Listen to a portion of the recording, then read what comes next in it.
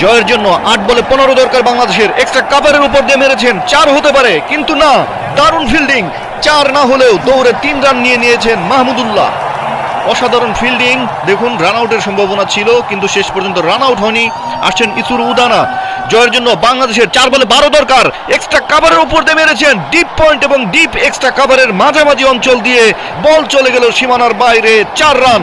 এবার কিন্তু বাউন্ডারি অঞ্চলের দুজন ফিল্ডারকেও কোনো সুযোগ দেননি মাহমুদুল্লাহ রিয়াদ। Unbelievable shot. রিপ্লেতে আবারও দেখছেন কি অসাধারণভাবে শটটি খেলেছেন মাহমুদুল্লাহ। 3 বলে 8 রান প্রয়োজন বাংলাদেশের। দেখুন, আবারও দেখুন রিপ্লেতে, বাংলাদেশের খেলোয়াড়রা কিন্তু উচ্ছ্বসিত। আসছেন ইসুরু উদানা। 3 বলে 8 রান দরকার বাংলাদেশের। আসছেন উদানা, স্টাম্পের উপরে ছিল, ফ্লিক করেছেন, 2টি রান হতে পারে, ঝুঁকিপূর্ণ, রান আউটের সম্ভাবনা। উইকেট রক্ষক কুশাল পেরেরা কিন্তু মিস করেছেন। আপনারা আবারও দেখুন, রান আউটের সম্ভাবনা ছিল।